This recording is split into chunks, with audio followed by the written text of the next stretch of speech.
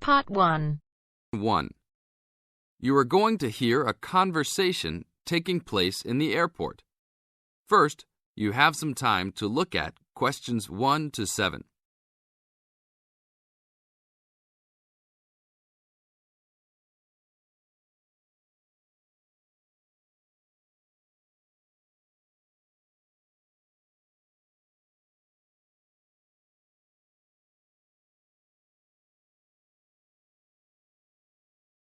Now listen to the tape and answer the questions.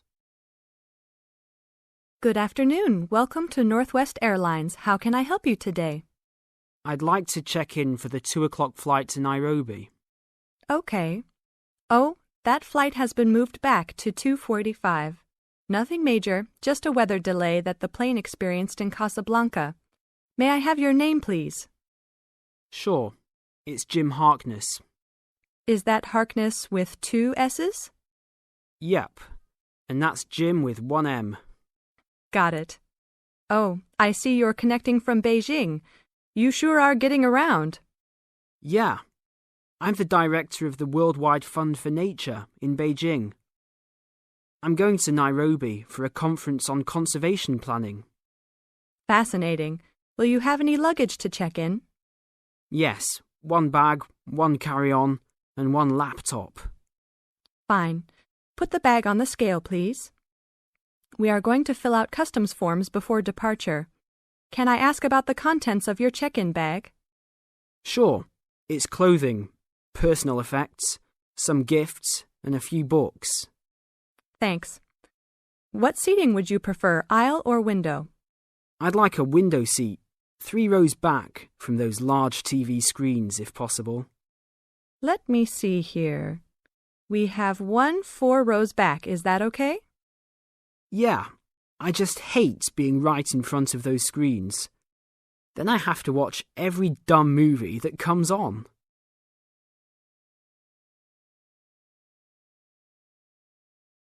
Now look at questions 8 to 10.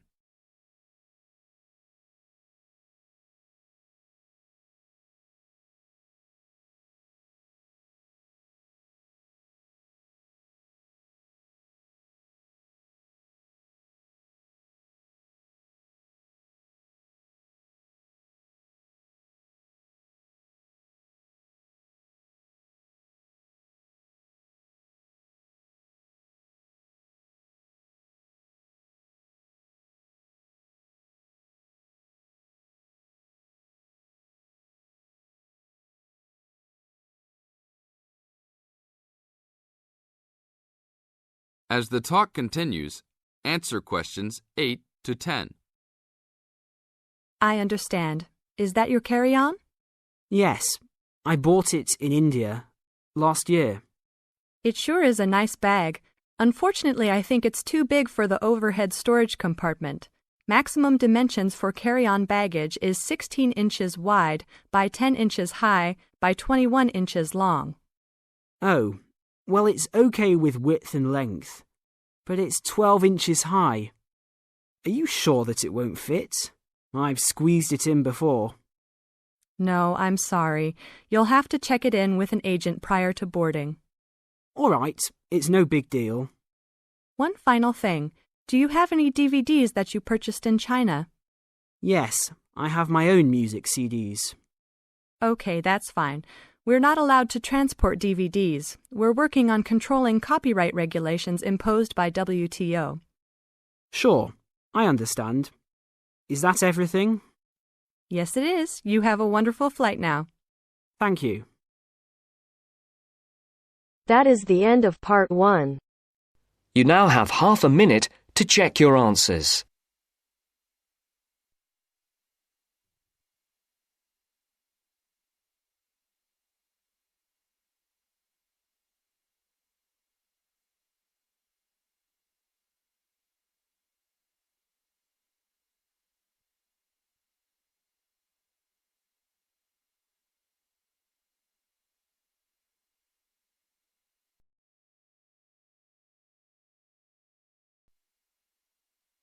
Now turns to Part 2. Part 2. You will hear a speech given by the head of a company to some new employees. You have 30 seconds to look at questions 11 to 16.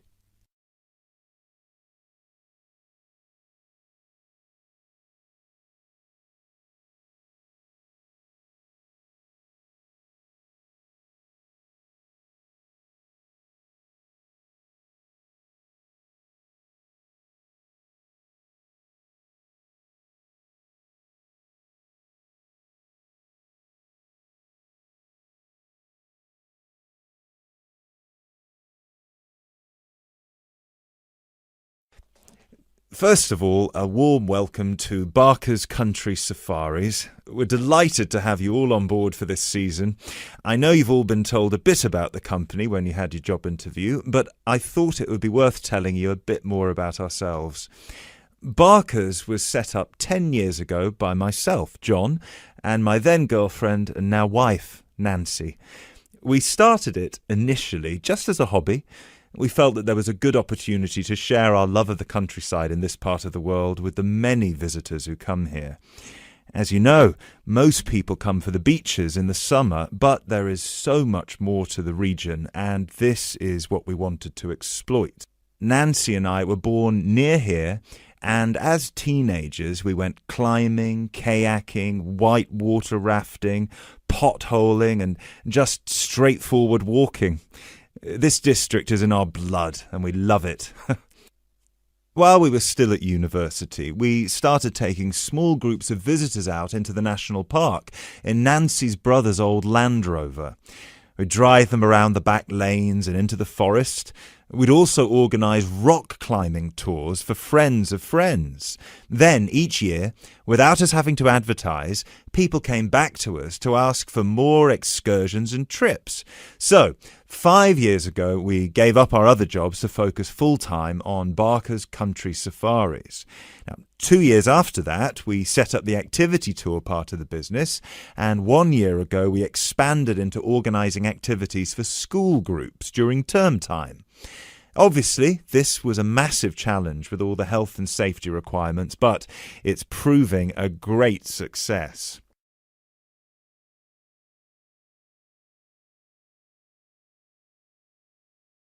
You now have 30 seconds to look at questions 17 to 20.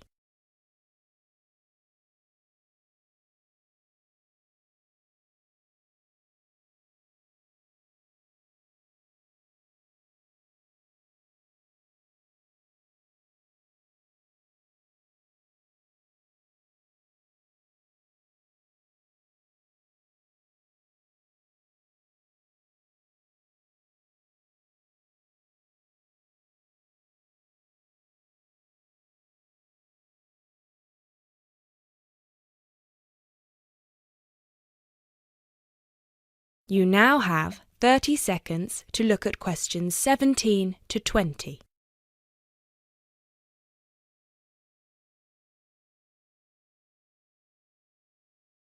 Anyway, we'll certainly not be dealing with school parties during the summer holidays. Our clients for the next 3 months are mostly family parties or groups of friends, and I'd like to talk a bit now about the tours we offer and what your responsibilities will be. Our most popular excursion is the Woodland Tour and Trail. Now, often this is sold out and we have all of our 10 jeeps in convoy with 8 people in each jeep. It's a lot of fun. These tours really offer a taster of what we can provide. So as both driver and guide, it is important that you do a good job here so they come back for the bigger tours. I will talk about the commission package later. As the summer days are so long, we have 3 tours each day, but you will not be expected to work on more than 2 of them. Morning tours start at 8 a.m. and go to midday. Afternoon tours are from 2 p.m. to 6 p.m. and then evening ones 7 p.m. to 11 p.m. All the tours follow the same route and you should have made yourselves familiar with all the key information. This was provided to you in the information pack you were sent when you accepted the job offer. This is important, so if you haven't had time yet, please do so now. Our second most popular tour is the Family Exclusive. Now, this tour is for the whole day and for only one group. Usually it is just one jeep, but sometimes there are two if the party is large. These tours go from 10 a.m. till 5 p.m. and include lunch at the Brown Bear in Lower Middleton. We have a number of different routes for these tours as we don't want our premium clients being made to feel that they are part of a large package deal. You'll be told which route to take with your weekly schedule. Now, I'd like to move on to these specialty tour packages. These are the ones that we're keen to book people on once they've done the woodland tour and trail trip.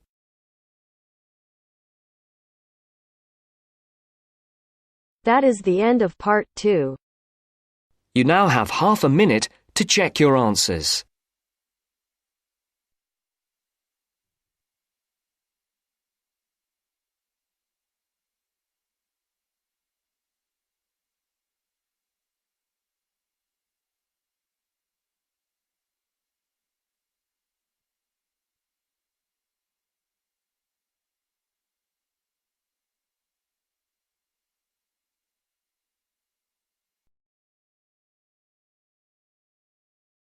Now turns to part 3. Part 3. You will hear a conversation between a university student and a librarian about using the city archives. First, you have some time to look at questions 21 to 24.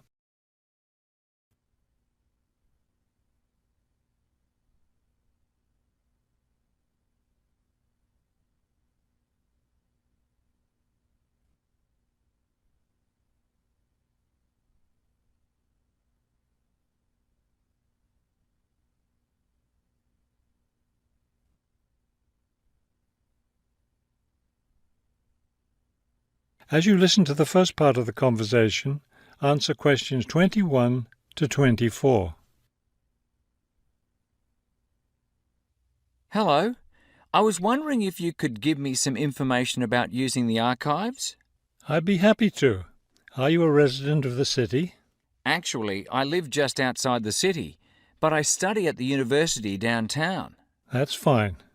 All you need to do is show your university identification card, and you can use the archives at no charge, as long as your ID card is current, of course.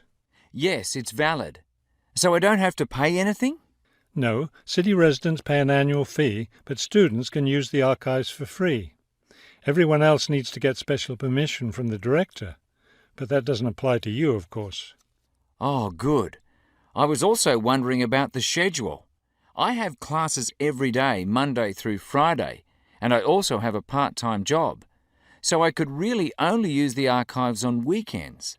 That's not a problem at all. We're open all weekend. Actually, the only day we're closed is Monday, so you can come any day, Tuesday through Sunday. Are you open in the evenings?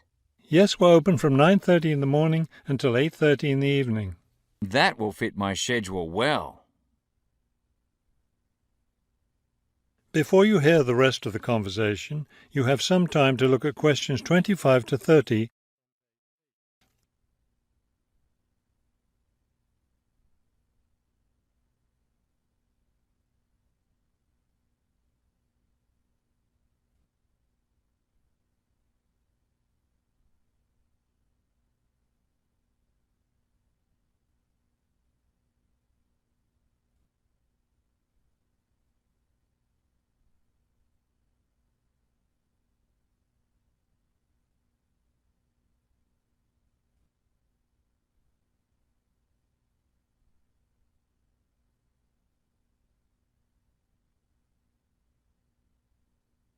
Now listen and answer questions 25 to 30. Is there something else I can help you with? Yes. One thing I'll be needing to see for one of my class projects is old photographs. Do you have photographs of the city in the 19th century that I could look at? Yes, we store all the photographs in the basement. Those stairs over there will take you down to the photography collection. Just tell the librarian there what you're interested in, and he'll help you. Those would be 19th century photographs? Yes, the entire collection is there. Now, if you're interested in seeing documents from the 19th century, those are right here on the ground floor. I would like to see some of those documents. Does that collection include newspapers too? No, all the newspapers from the earliest ones in the 18th century up to the current time are on the second floor. Here, let me just give you this map of the archives and you'll be able to find whatever it is you need. Thank you. Oh, I see you have a whole room devoted to maps. Yes, on the third floor. That's great, because one thing I need to do is look at how the city has developed over time. I'm sure you'll find a lot of helpful information there.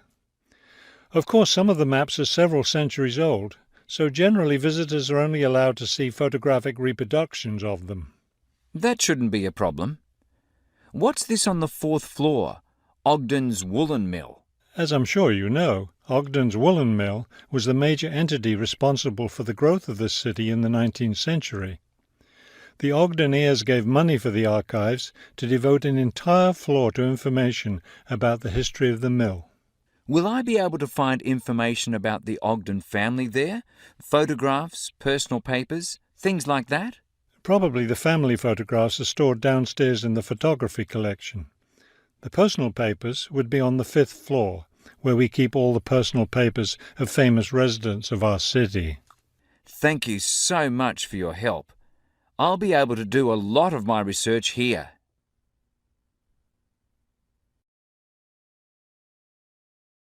That is the end of part 3. You now have half a minute to check your answers.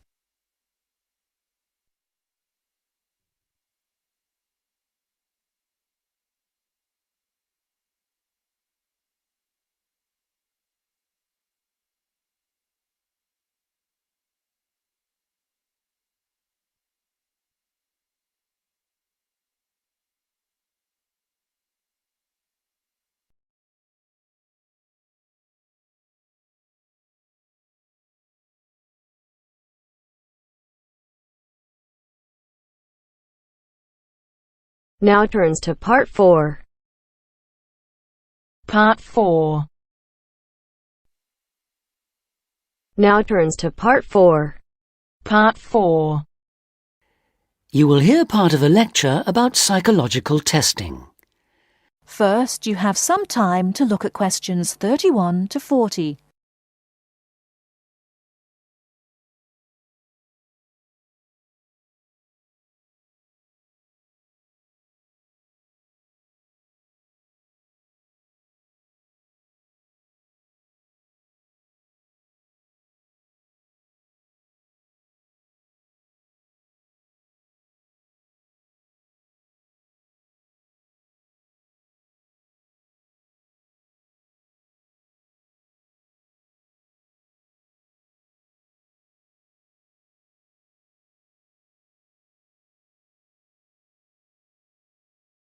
Now, listen carefully and answer questions 31 to 40.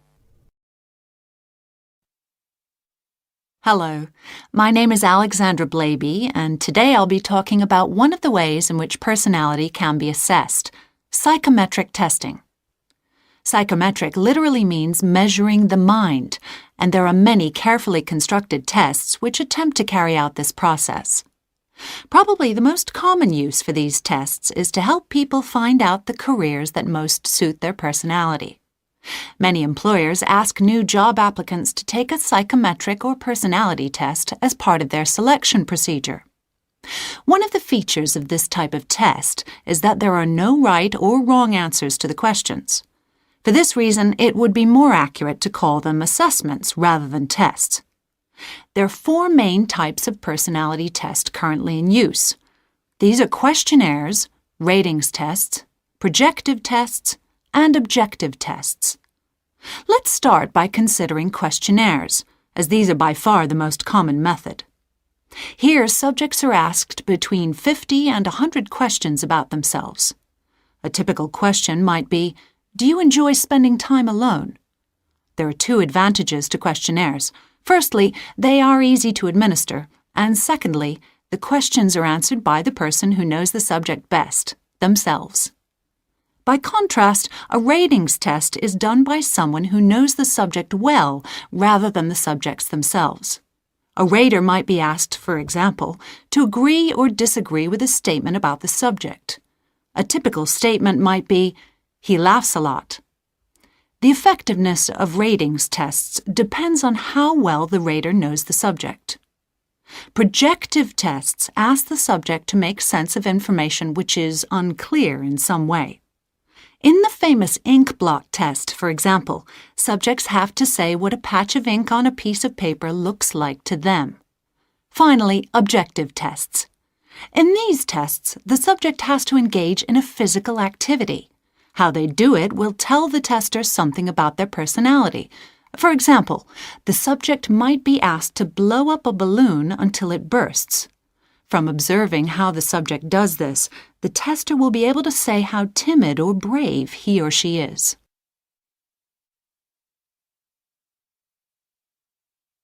Perhaps at this stage we should clarify what exactly we learn about people from psychometric tests.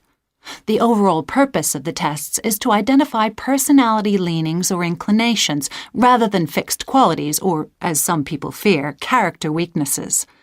This explains why tests often include several similar questions. How consistently the subject answers these will enable the tester to reach an accurate assessment. Incidentally, the assessment procedure may be carried out by a psychologist or another trained individual, but is most frequently done automatically by a computer. The effectiveness of any method which asks questions, of course, is heavily dependent on the individual's willingness to answer a set of standard questions. One of the most well-respected psychometric tests is the Myers-Briggs test, which asks subjects about their preferences in 4 main areas. Firstly, the test asks people where they direct their energy, to the outer world of activity or the inner world of thoughts and emotions. Secondly, people are asked how they prefer to process information, in the form of known facts or in the form of possibilities. The third area is decision-making. Do people make decisions on the basis of logic or of personal values? Lastly, Myers-Briggs tests ask people how they prefer to organize their lives, in a structured or a flexible way. Although there are those who disapprove of personality testing, there is no doubt that it is here to stay. Human beings have always been curious to find out about themselves and others. Psychometric testing gives them an objective, scientific means of doing this. Well, that's all for today. Tomorrow I'll be examining ways of measuring intelligence.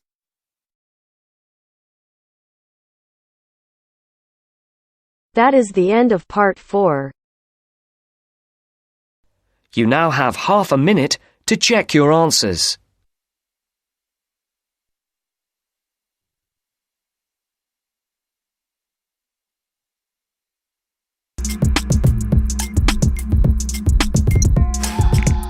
More carrots. Don't tear it. More carrots. Where's Garrett? Vegetables. Vegetables. Here I come from the west side.